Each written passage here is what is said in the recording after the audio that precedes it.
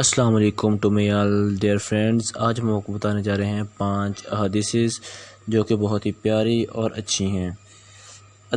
Number 1، اللہ کی ذات پر بھروسہ کرنے والا کبھی ناکام نہیں ہوتا.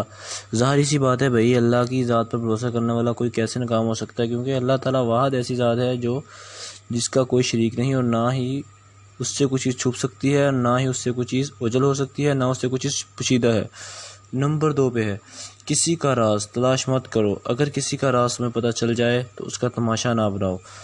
بھئی یہ بھی ظاہری سی بات ہے، اگر آپ کو کسی کا راز پتہ چل جاتا ہے تو بھئی اس کا تماشا نہ بناؤ پلیز، کیونکہ آپ اگر اس کا تماشا بناؤ گے تو پھر وہ اچھی بات نہیں بنے گی.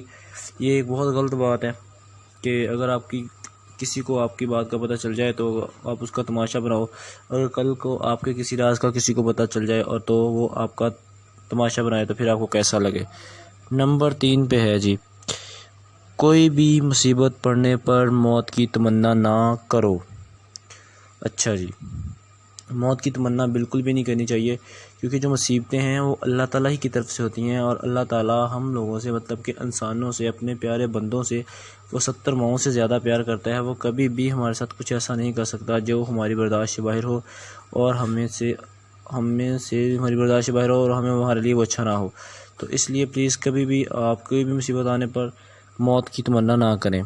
اور نمبر 4، انسان کا سب سے بڑے دشمن اس کے برے اعمال ہیں. ہاں جی، تو انسان کے سب سے بڑے دشمن جو ہیں وہ انسان کے برے اعمال ہیں. وہ اس طرح کے انسان اگر کوئی زنا کرتا ہے تو وہ ناپاک ہو جاتا ہے، وہ نماز نہیں پڑھ سکتا، اس کا نماز کا ٹائم ضائع چلا جاتا ہے. اور اگر کوئی شخص کوئی بھی گندے مال کرتا ہے، یعنی کہ بدفعلی، چغلی وغیرہ، یا کچھ بھی ایسے کام اگر وہ کرتا ہے تو وہ بھی اس کے لیے اچھے نہیں ہیں، وہ بہت برے ہیں. کیونکہ اگر وہ ایسے کام کرتا ہے تو پھر وہ دنیا کی نظروں میں بھی گندہ ہو جاتا ہے، اور اللہ تعالیٰ کی نظروں میں بھی غلط ثابت ہو جاتا ہے، اور اللہ تعالیٰ برے مال کرنے والوں کو بالکل بھی پسند نہیں کرتے.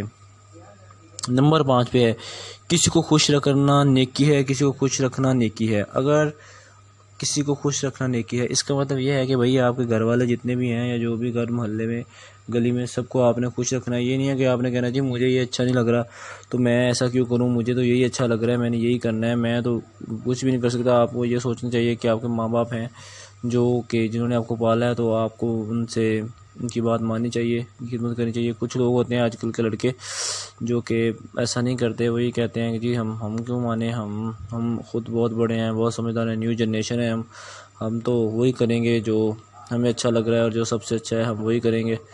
اس لیے یہ والی حدیث کی کسی کو خوش کرنا نیکی ہے. اگر آپ نیکیاں کمانا چاہتے ہیں تو بہت ہی آسان طریقہ ہے، آپ کسی کو بھی خوش کریں اور نیکیاں کماتے جائیں.